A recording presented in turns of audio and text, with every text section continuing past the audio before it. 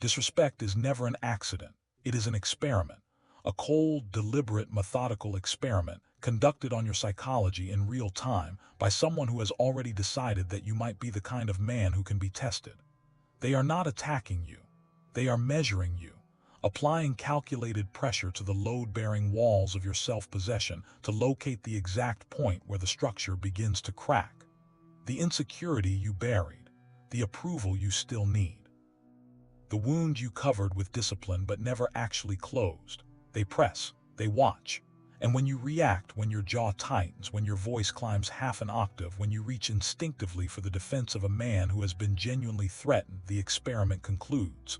The results are filed. And from that moment forward, you are no longer a man they encounter. You are a mechanism they know how to operate. Your anger is not your shield. It is their instrument. Every flare of emotion you display under provocation is a currency transfer you authorized without reading the contract. Every explanation you offer for a dignity that should require none is a manual you handed them, annotated, indexed, and immediately put to use. The world told you that defense is strength, that silence is surrender, that a man who does not answer the accusation is a man who cannot refute it. This is the most surgically precise lie ever embedded in the psychology of men who were built for more, because it takes your most devastating weapon and reframes it as cowardice. It trains you to abandon composure at the exact moment composure becomes lethal. It hands them the detonator and teaches you to call it self-respect. Here is what they never told you. Calm is not the absence of power. Calm is power in its most concentrated, most weaponized, most irreversible form. The man who can receive disrespect like stone receives rain, without fracture, without performance, without the hemorrhaging need to correct the record, that man does not appear strong. He appears dangerous, because reaction requires nothing. Any animal reacts. The cornered dog reacts. The threatened rodent reacts. Reaction is the biological floor, the minimum output of a nervous system that has been successfully reached. But to stand inside the full weight of someone's contempt, to feel it land and produce nothing they can use, nothing they can read, nothing that confirms the test worked, that requires an interior architecture that most men spend their entire lives constructing the facade of without ever building the foundation. 7 things are hemorrhaging your power, not occasionally, not in isolated incidents. Structurally, in every room, every dynamic, every relationship where your value should be beyond negotiation, but keeps being quietly, consistently, almost imperceptibly reduced. 7 specific eliminations that will permanently alter the way the world encounters you, reads you, and ultimately decides whether you are a man worth testing or a man worth fearing. The first one is costing you more territory than every external enemy you have ever faced combined. And it lives inside your own mouth. There is a compulsion living inside you that has surrendered more power, more ground, and more psychological territory than any enemy you have ever faced externally. It does not announce itself as weakness. It presents itself as principle, as dignity, as the reasonable, justified insistence of a man who has been wronged and deserves to be understood. It feels righteous in the chest. It feels like the spine of a man who refuses to be misrepresented. And it is destroying you with a precision that no open attack ever could, because you cannot defend against a weapon you have convinced yourself is a virtue. The compulsion to have the last word. Examine what this compulsion actually reveals at the level of pure psychological mechanics. When you cannot leave an argument unfinished, when the need to correct the narrative, to ensure your position is understood, to make certain that everyone present has received the accurate version of events, you are not demonstrating self-respect. You are demonstrating that your internal stability requires external verification to function, that you cannot rest inside yourself until the record outside you has been corrected, that what other people believe about you carries authority over your own peace. And that authority, that invisible chain connecting your composure to their verdict, is the single most exploitable thing about you. 2 men enter every argument. One has something to prove, one does not. The one with something to prove talks longer, escalates faster, invests more emotion, more energy, more identity into the outcome because his sense of self is entangled with the result. The one with nothing to prove speaks less, moves slower, remains at his core fundamentally unthreatened because his self-possession does not require the other person's agreement to stay intact. Now ask yourself, with the brutal honesty this requires, which man you have been. Not in theory, not in the version of yourself you present to the world. In the actual arguments of the last 12 months, the professional confrontations, the personal provocations, the casual disrespects that somehow consumed 3 hours of your private mental space afterward. Which man were you? Because the answer to that question is a precise inventory of how much of your power you have been donating to people who were never qualified to receive it. Robert Greene identified this mechanism with surgical accuracy. When you descend into the arena with someone operating at a lower frequency, the descent itself is the damage, not the outcome, not whether you won or lost the argument on its merits. The act of full visible engagement, the investment of your emotion, your need, your hunger to be understood, contaminates your position regardless of whether your argument is factually airtight. You lower yourself to their altitude. You fight on their terrain by their rules at their emotional register. And the room which was watching does not always distinguish between the man who was right and the man who needed to be right. They feel the neediness. They register the investment. An investment in the economy of power and perception reads as desperation. The weapon you must now build and carry into every room is the one that feels, in the heat of provocation, exactly like surrender, silence, not the silence of a man with nothing to say. The silence of a man who has assessed the exchange, calculated the cost of engagement, and decided with complete cold clarity that the response is beneath the expenditure. Unbroken eye contact, absolute physical stillness. The full psychological weight of the interaction returned to its source, undiluted by your participation, forcing the provocateur to sit inside the expanding discomfort of an expected reaction that does not arrive. That silence is not passive. It does not communicate weakness. It communicates something that no argument, however brilliant, however accurate, however devastatingly correct, could ever communicate in its place. It tells them you are not afraid of their verdict. Practice this with the discipline of a man constructing a physical skill, not deploying a mood. The next time the compulsion rises publicly, professionally, in the private exchanges that cost you the most, close your mouth. Hold your position. Let your stillness do the only work required. And watch what the other person does with the silence you refuse to fill. Watch them explain themselves. Watch them escalate.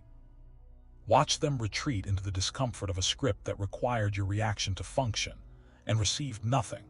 What they reveal in that moment, without a single word from you, will give you more accurate intelligence about who you are dealing with than any argument you could have won. But the last word is only the most visible thing you have been surrendering, what you have been giving away beneath it, invisibly, continuously, in every room and every dynamic, is something they have been feeding from far longer. And most men never even notice the transaction is happening. Every emotion you display in the presence of the wrong person is a withdrawal they made from an account you did not know was open. Not metaphor, mechanics. The precise, operational mechanics of psychological extraction operating inside your daily interactions, wearing the costume of normal human connection. When you show anger, you have paid them. When you show hurt, you have paid them. When your enthusiasm, your excitement, your genuine investment in something becomes visible to someone who has already demonstrated they will weaponize whatever you offer, you have handed them the exact instrument they need to calibrate their next move. Emotional availability is not intimacy with the wrong people. It is a map. A detailed, annotated map of every lever, every pressure point, every fracture in your composure, drawn by your own reactions and handed over freely in exchange for nothing. Understand the psychology of the manipulator with complete, unromantic clarity. They do not require your compliance. They do not need your agreement, your submission, or your affection. What every toxic operator requires, the single resource that maintains their grip on any dynamic, is your emotional response. Your reaction confirms their relevance. Your anger validates their power. Your visible destabilization tells them the mechanism is functional, that they have successfully breached the interior of a man who presented himself as impenetrable. The moment that confirmation arrives, they do not release the lever. They record its location. They return to it, systematically, whenever they require the sensation of control that your reaction reliably provides. You are not a person to them in those transactions.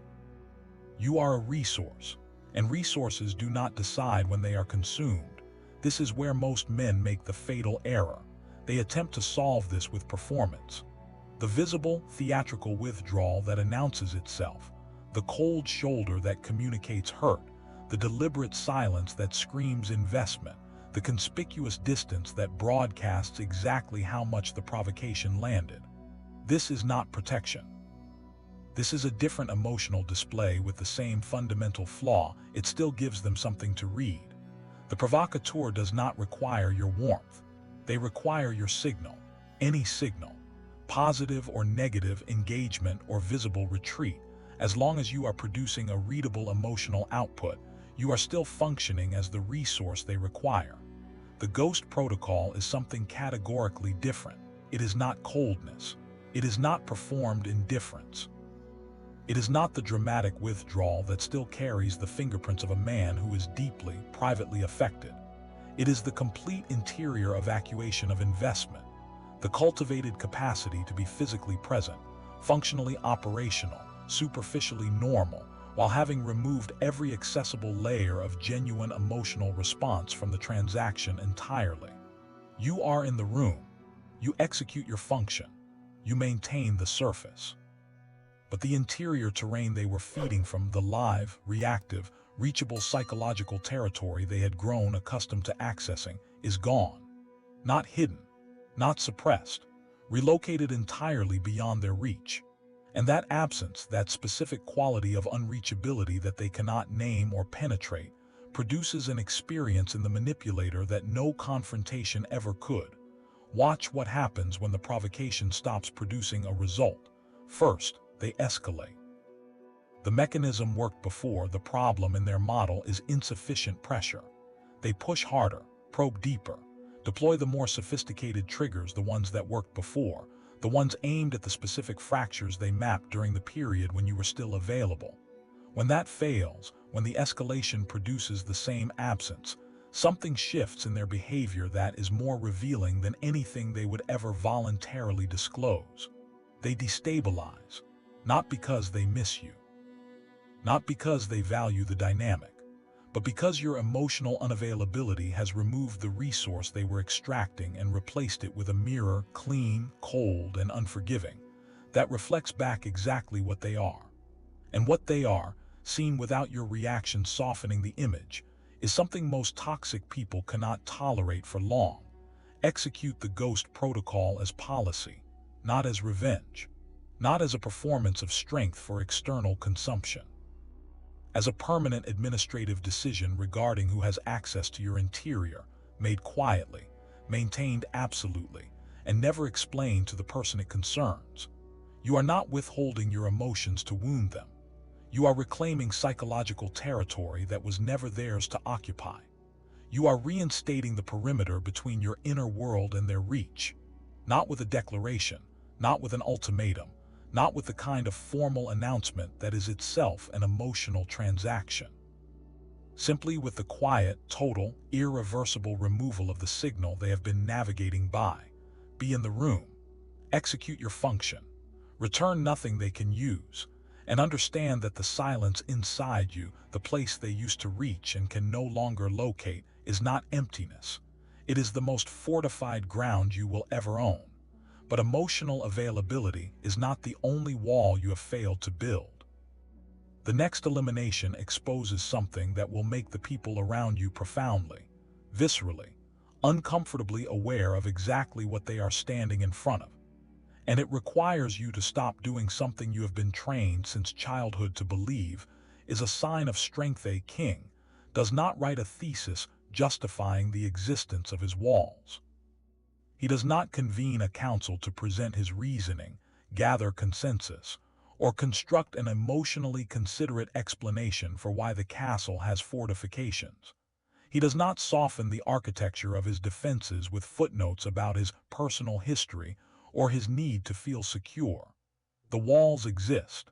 The consequence of crossing them exists. And the man who approaches with hostile intent discovers both, not through advance notice, not through a carefully worded policy statement, but through the cold, immediate, unapologetic mechanics of enforcement. This is not cruelty. This is the foundational structure of a man who understands a principle that the approval-dependent have never been allowed to grasp. The moment you begin justifying your boundaries to the people who violate them, you have reclassified those boundaries as proposals. And proposals are not limits. They are the opening position in a negotiation you were not supposed to be having. Examine what you actually do when someone crosses a line, not what you intend to do, not the version you constructed afterward in the private rehearsal of the interaction. What you actually do.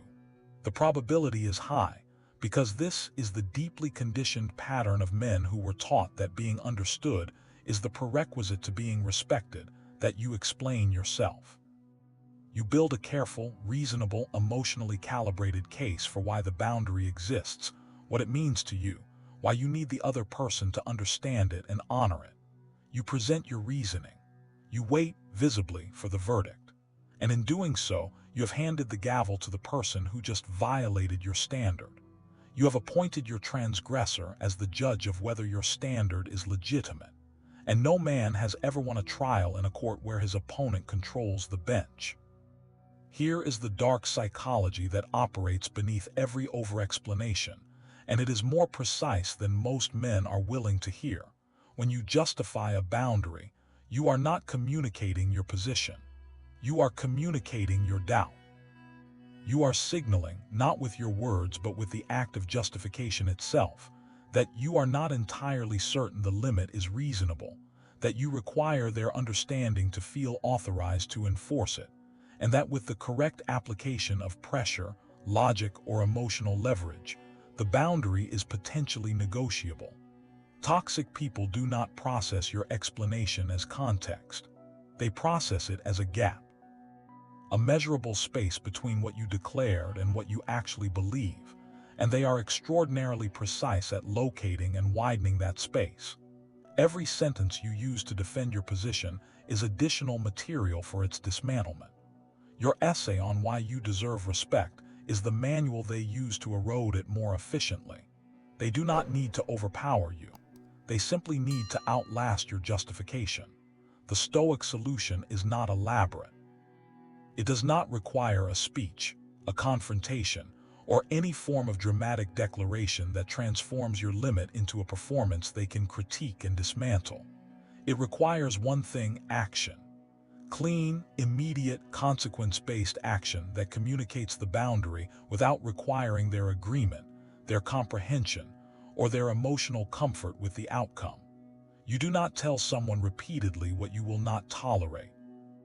You remove once, without announcement and without apology, the conditions that allow the intolerable to occur. You do not explain why you are no longer available. You are simply not available. You do not present your decision as a discussion point. You present it as an existing fact, delivered with the same emotional neutrality as a change in atmospheric pressure. And then you hold it without the trembling, corrosive need for their acceptance that has quietly undermined every standard you have ever attempted to maintain. Enforce with action. Maintain with silence. Repeat with complete indifference to their reaction. And understand with cold, permanent clarity that the people who demand explanations for your limits are precisely the people who intend to use those explanations to negotiate the limits out of existence. They are not confused. They are not genuinely seeking to understand. They are probing for the clause in the contract, the emotional condition, the approval dependency, the quiet fear of their displeasure that makes your boundary revocable. A king does not explain the wall to the man who tried to breach it. He returns to the throne. The wall remains. The consequence stands. And the man who approached with the wrong intent carries that information forward with him, not as resentment, but as an accurate recalibration of what he is dealing with. But over-explanation only surrenders the external territory. What you are about to eliminate lives in the body, broadcasting your fractures to every predator in the room before you have spoken a single word. And once you understand how visible you have been, you will never move through a room the same way again. Your body already confessed, before your mouth opened, before you decided how to respond. Before the conscious, constructed, carefully managed version of you had any input whatsoever into the interaction. Your body had already filed a complete report on the state of your interior. The fractional flinch when the provocation landed. The jaw that tightened 1 degree before you caught it and reassembled the performance of composure you were not actually experiencing. The weight shift, barely measurable, entirely readable, the slight backward lean of a man whose nervous system registered threat before his identity could override the signal. The hands that found each other. The eyes that dropped for half a second and then returned. You believe you held it together, but the predator watching from across the table was not waiting for your words.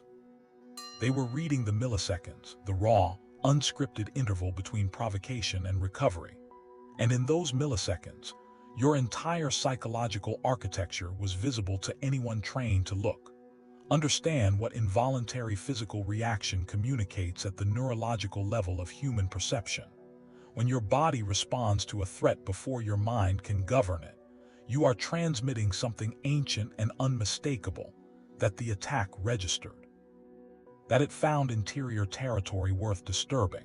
That beneath the constructed surface of the composed man you are presenting to the room, there exists a nervous system that the provocation successfully reached. People do not decode this intellectually in the moment. They feel it as a shift in the atmospheric pressure of your authority. The aggressor feels it as confirmation. The experiment produced a result. The fracture was located. The pressure is worth applying again. The room feels it as a subtle, wordless recalibration of how much space your presence actually commands. And your own body, having performed the reaction, begins constructing the psychological reality that the reaction implied, feeding the anxiety backward, deepening the destabilization, excavating the ground that your own physiology already announced had been lost. This is the dimension most men never examine. They study their words. They rehearse their responses. They invest enormous cognitive energy into constructing the ideal verbal reply to provocation, and all of it is rendered irrelevant the moment their body broadcasts the truth of their interior state to everyone present before the reply is delivered. The predator is not waiting for what you say. They have already received what they came for. The words are noise. The body was the signal. Physical stillness is not a relaxation technique. It is not a calming strategy deployed after the disruption has already registered. It is a weapon, the deliberately cultivated, daily constructed capacity to receive disrespect, insult, and targeted psychological pressure without producing a single involuntary physical response. Not suppressed response, not controlled response, absent response. The absolute stillness of a man whose interior has been so thoroughly governed that provocation lands against him the way weather lands against stone, acknowledged at some fundamental level, producing no visible alteration in the structure. When you achieve this, something specific happens to the person who initiated the attack. Their model breaks. Every provocateur operates on a predictable architecture. They apply pressure and they await a specific output: tension, retreat, visible aggression, the micro-behaviors of a man whose composure is under genuine strain. When the output does not arrive, when the pressure produces nothing but absolute, architectural stillness, something malfunctions in their operational model. They cannot locate their power in the exchange because the mechanism designed to confirm it has been completely removed. You have become, in that specific moment, something they do not have a script for. something that does not respond according to the rules they have successfully applied to every other man in every other room. And that absence of script, that quality of encountering something their tactics cannot penetrate, is not merely unsettling to them. It is the most psychologically destabilizing experience a provocateur can have. The tactical construction of this weapon is precise and demands daily practice, not situational deployment. When disrespect arrives in the boardroom, in the confrontation, in the casual social cruelty that tests you publicly, you do not accelerate, you decelerate. Every movement you make in the immediate aftermath of provocation must be measurably slower, more deliberate, and more controlled than the movement that preceded it. You do not lean forward. You do not shift your weight. You do not touch your face, adjust your clothing, or produce any of the micro-behaviors that signal interior disruption to a trained eye. You become structurally still, the way stone is still, the way deep water is still, not because nothing is happening inside you, but because what is happening inside has been so completely governed that it generates no readable signal for the external world to feed from. Take the space. Speak at a reduced pace. Move one hand slowly and with complete deliberateness. Occupy the room at the frequency of a man who has not been moved by what just occurred, because the man who cannot be moved is not merely confident. He is something older than confidence, something the nervous system of every person in the room recognizes before the brain has processed it. There is a specific, deeply instinctive response that human beings have to absolute physical stillness in a moment of conflict. It reads as predatory, not performed, not theatrical. Not the self-conscious stillness of a man trying to appear dangerous. The biological stillness of something that does not need to react, because it has already, at some fundamental level of its nature, decided the outcome. The apex predator does not startle. It does not flinch at the challenge of something operating 3 levels below its position in the hierarchy. It turns its head slowly. It holds the gaze for precisely as long as it chooses. It returns to its original position without the slightest adjustment to its energy or its direction, because the challenge did not constitute a sufficient stimulus to alter the trajectory of something moving at that altitude. That slowness, that absolute, unhurried, almost bored quality of a creature that cannot be destabilized by what is currently attempting to destabilize it. That is what you are building. But stillness only governs the room when the man inside it has already performed the interior elimination that requires the most from him, because it demands that he dismantle the single psychological mechanism that has been protecting him from a truth he was not ready to face. You have been managing people's comfort with your existence your entire life, not occasionally, not in the high-stakes moments where the cost was visible and the calculation was conscious. In every room, every dynamic, every interaction where your value should have been self-evident but somehow required continuous maintenance. The subtle softening of your position, the preemptive apology built into your tone, the instinctive monitoring of their face for signs of displeasure that you then immediately began working to relieve. You have been doing this so long and so automatically that you stopped experiencing it as a choice. It became the architecture of how you move.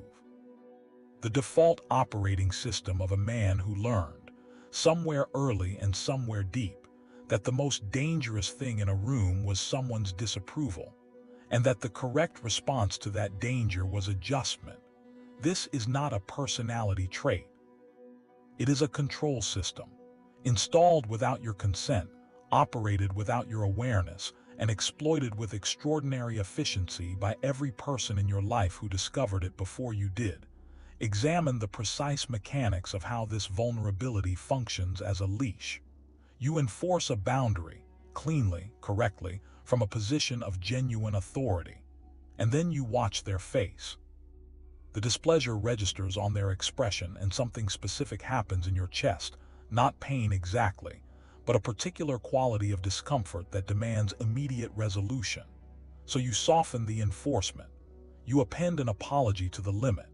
You reconstruct the entire interaction around their emotional comfort with the standard you just set, which means you have functionally dismantled the standard in the process of defending it. You did not protect your dignity. You traded your authority for the temporary relief of their approval, and in doing so, you transmitted a message that bypassed every word you said and landed directly in their operational understanding of who you are. Your limits are conditional. Your standards are performative.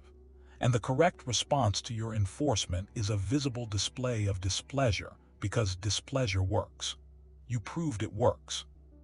You proved it works every single time you felt the discomfort of their disapproval and chose relief over authority. You trained them, methodically, with perfect consistency, to understand that the architecture of your self-possession has a specific vulnerability, located precisely at the intersection of your standards and their emotional reaction to those standards, and that this intersection is always, reliably, negotiable. Robert Greene wrote it with the cold precision of a man who had watched this mechanism destroy powerful people from close range. The man desperate to be loved will be controlled by the credible threat of love's withdrawal. This is not philosophy. It is a tactical blueprint, a precise operational manual for everyone in your life who has ever recognized that your need for their approval is stronger than your commitment to your own standards. They do not need to overpower you. They do not need to outmaneuver you intellectually or match you in any domain where you are genuinely stronger. They simply need to make you afraid of losing their regard, and you will dismantle your own position with more efficiency, more thoroughness, and more damage than any external adversary could have achieved, because you know exactly where the load-bearing walls are. The niceness is not generosity. The accommodation is not emotional intelligence. It is the continuous, self-administered erosion of a man who has decided, beneath every justification, beneath every narrative about being the bigger person or keeping the peace, that being accepted is worth more than being respected, that the warmth in the room is worth more than the authority in his character, and that decision does not stay contained to the specific interactions where it was made. It compounds. It metastasizes through every relationship, every professional dynamic, every room where your presence should command something, gradually, imperceptibly, with a consistency that produces, over months and years, a man whose dignity has been negotiated away in increments so small that no single transaction felt like a catastrophe. The cold liberation of this rule requires no aggression, no performance of hardness, no deliberate antagonism constructed to signal that you have changed. What it requires is something quieter and infinitely more devastating to the systems that have been managing you: genuine indifference to the narrative toxic people construct about you when you refuse to be controlled by their approval. Because here is the truth that the fear of being disliked has been concealing from you with extraordinary effectiveness. You are already the villain in the internal story of every person whose manipulation you have ever declined.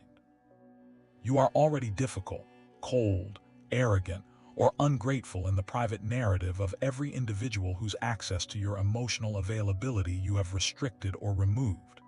The dislike already exists. It was generated the moment you became less useful. It has nothing to do with your character, and everything to do with the withdrawal of a resource. The dislike is not a consequence of your failure. It is the automatic distress signal of a system losing its supply. And the man who understands this, who can stand inside someone's unflattering story about him without the hemorrhaging need to correct it, defend against it, or perform his way out of it, has removed the final lever. Not because he is aggressive, not because he is cold in the theatrical sense that still betrays self-consciousness, but because he has reached a specific and rare interior condition where the disapproval of people who do not matter genuinely, biologically, does not register as a threat that requires a response. He cannot be moved by the one instrument that moves almost everyone.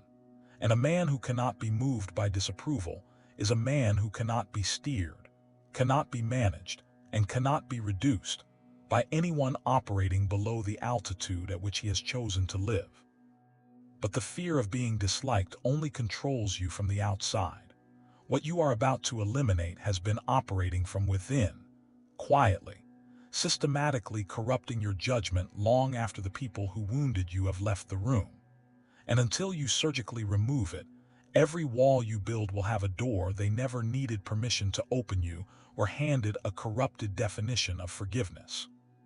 Handed it early, handed it with authority, handed it wrapped in the language of virtue so that you could not examine it without feeling like the lesser man. The version you received told you that genuine forgiveness meant restoration. Return to the prior state. Reopen the door that the betrayal walked through and demonstrate the largeness of your character by behaving as though the door was never breached. Release the resentment and then release the record. Forget the data. Reinstate the access. Because anything less, the definition insisted, was not true forgiveness. It was merely disguised revenge. And a man of genuine strength, the story went, does not need to protect himself from people he has truly forgiven. This definition was not designed to liberate you. It was designed to make you perpetually, structurally available to the people who hurt you most. Understand the Stoic architecture of what forgiveness actually is: stripped of the corruption, stripped of the cultural programming, reduced to its precise and useful form. The grudge is not your weapon. The grudge is your hemorrhage. Sustained resentment toward a person who wronged you does not reach them, does not punish them, does not transmit the invoice to the party responsible for the debt. It installs them as permanent residents inside your mind, rent-free, maintenance-free, operating continuously in your interior long after they have physically vacated your life. Marcus Aurelius understood this not as spiritual wisdom, but as operational necessity.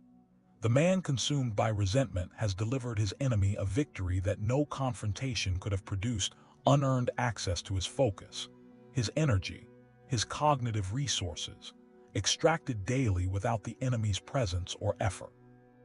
The resentment costs you. The obsessive reconstruction of the wound costs you.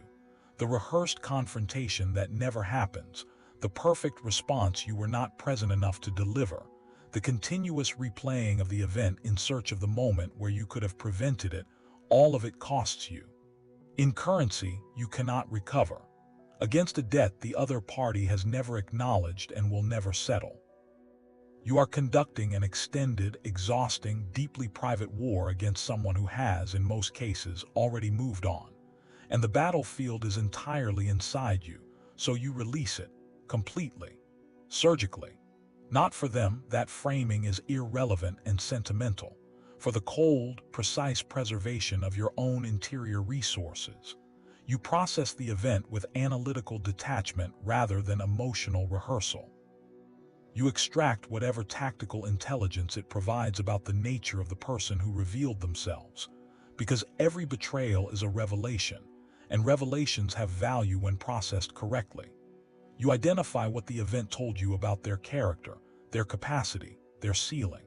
You file that information, and then you set the emotional weight of it down, permanently, without ceremony, without the dramatic internal declaration that is itself a form of continued investment.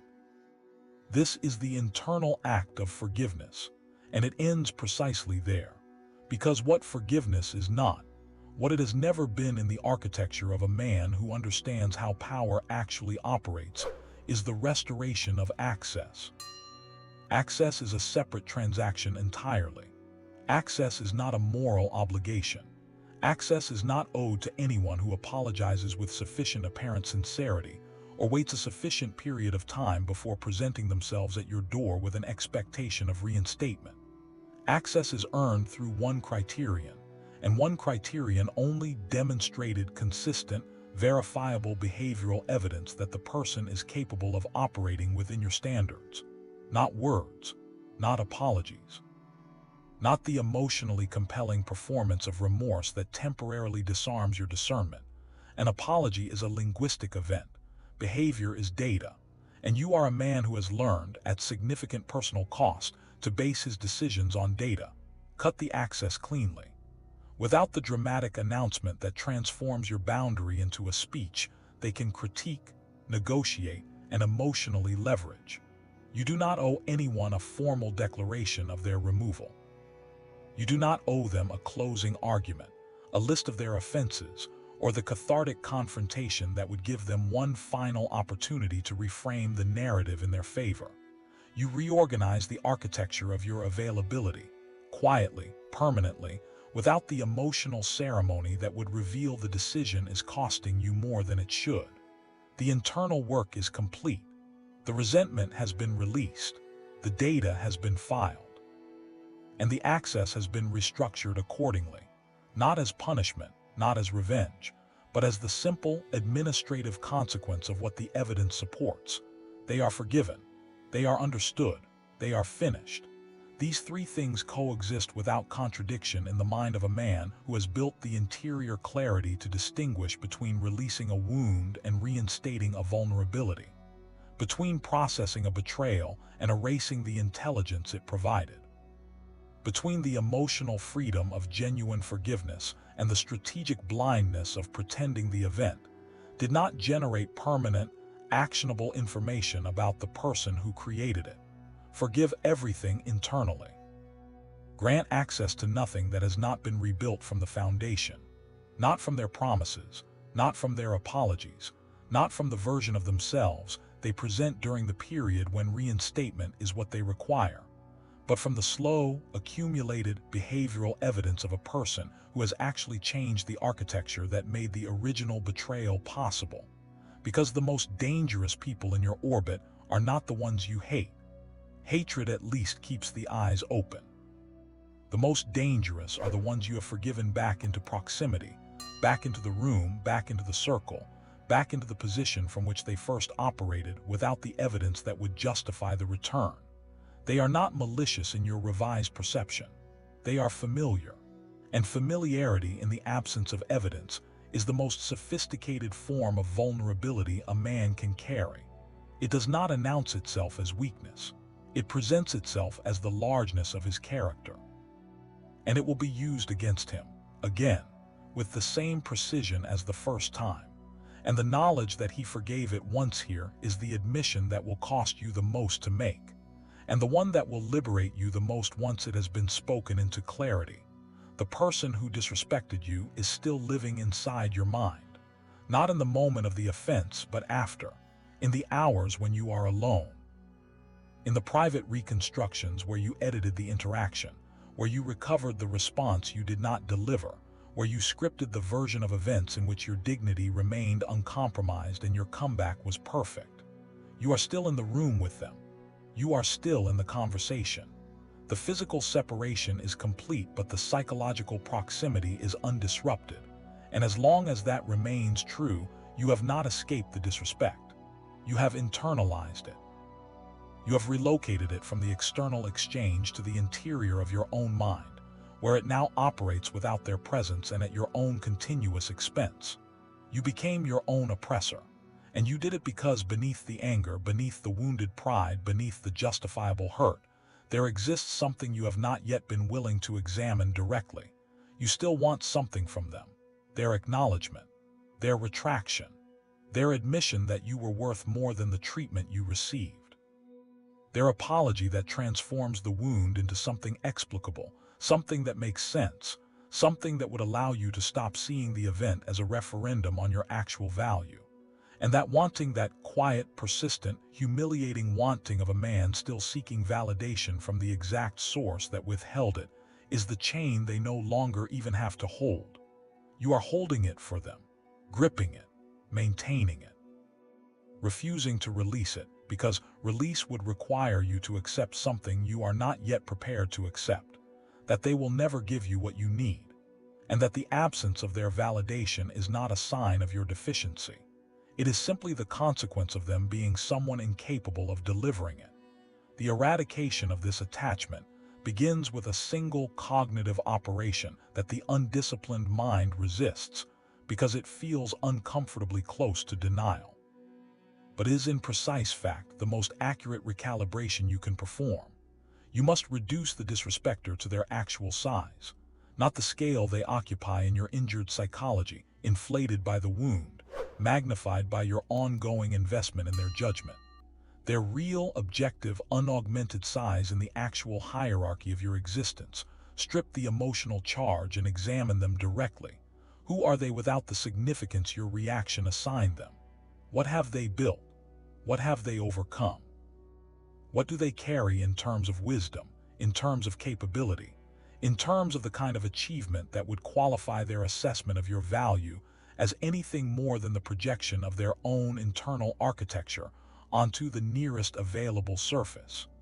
Examine them as you would examine a stranger, with the same clinical distance, the same absence of emotional loading.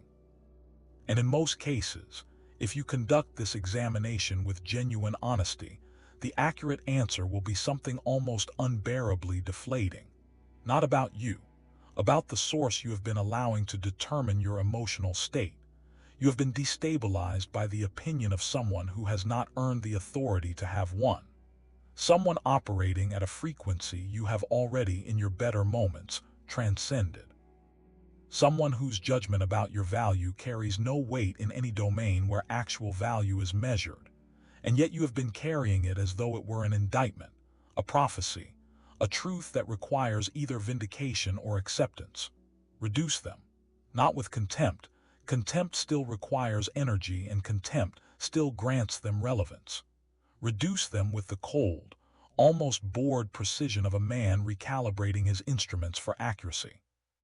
They become smaller in your psychology, not because you are diminishing them out of ego, but because you are finally seeing them at their actual scale, unaugmented by the significance your need for their validation was projecting onto them. An insect does not occupy the psychological space of the predator. It does not appear in the predator's private hours. It does not inspire the rehearsed confrontations, the imagined vindications, the elaborate reconstructions designed to alter the insect's perception of what the predator is. The insect simply registers, briefly, as irrelevant, as a data point in an environment the predator has already cataloged and moved beyond. This is the register you must assign to the people who disrespected you, not in performance, not in the theatrical display of indifference that still betrays engagement. In genuine, quiet, internal reclassification. When their opinion stops being intelligence you require and becomes noise your instrument has learned to filter, the attachment dissolves. And what dissolves with it is the final mechanism through which disrespect has ever had power over you, because they no longer occupy the space in your mind where they could exert it. The ghost protocol you constructed through the previous eliminations has now extended inward. You are not available to them, not because you are avoiding them, but because the interior territory they were trying to reach has been permanently sealed. What remains is stillness, indifference, the complete absence of the signal they spent their investment trying to generate. And the person who disrespected you, confronted with this absence, with this unreachable quality they cannot penetrate or leverage, will eventually move on to someone more accessible, someone still holding the chain, someone still waiting for the acknowledgement that will never arrive. But you will not be there. You will have already left. You have received 7 instruments of precision, not concepts to admire from a distance, not philosophy to discuss in moments of intellectual clarity and then shelve when the pressure returns. Instruments. Tools of surgical psychological construction that, applied with daily discipline and absolute honesty, will permanently alter the way the world encounters you, the way it reads you, tests you, and ultimately decides whether you are a man worth provoking or a man worth fearing. But understand the cold arithmetic that must accompany these tools as you leave this room. Understanding and implementation are not the same operation. The distance between them is a chasm, and it is precisely there in that chasm where most men will surrender everything they came here to build. 99% of the men watching this will feel the weight of it. They will sit inside the cold precision of what has been delivered. There will be a moment, genuine, unmistakable, where something shifts in the architecture of how they see themselves and the dynamics they have been tolerating. The walls will seem buildable. The ghost protocol will seem manageable. The elimination of approval-seeking will seem within reach. And then, with a consistency that borders on mechanical, they will return to the argument they could not leave unfinished, to the explanation they promised themselves they would stop offering, to the emotional availability they decided to withdraw and instead reinstated at the first application of pressure, to the boundaries they enforce with justifications appended, to the body language that still flinches, still tightens, still broadcasts the interior disruption they thought they had sealed, to the person who disrespected them, now carrying the attachment like a stone they cannot set down. They will return because they never understood a principle that separates transformation from inspiration. Transformation requires structure. Inspiration without structure is the most efficient form of self-deception available to an ambitious man. It feels like change. It tastes like awakening, and it accomplishes nothing. The 1% will execute differently, not dramatically, not announced, not performed for an audience or documented for external validation. They will go silent. They will go to work. They will take the 7 eliminations detailed in this video: the death of the need for the last word, the ghost protocol, the abandonment of over-explanation, the cultivation of physical stillness, the genuine indifference to disapproval, the severance of access, the reduction of the disrespecter to their actual scale, and they will build them into the structure of who they are, not as a performance, as an operating system, rule by rule, day by day. In the micro moments where actual character is constructed and power is actually accumulated, invisible to everyone except the people who are watching closely enough to recognize what they are being shown, they will absorb disrespect without a single visible response until the stillness becomes biological, until the calm becomes their natural state, not a technique they deploy. They will withdraw emotional availability until the ghost protocol becomes the baseline frequency of how they move through the world.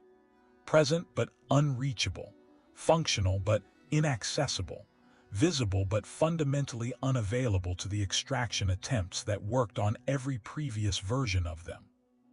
They will hold boundaries without explanation, without apology, without the desperate need for agreement, until the compulsion to justify dissolves completely and the authority of their limits becomes undeniable.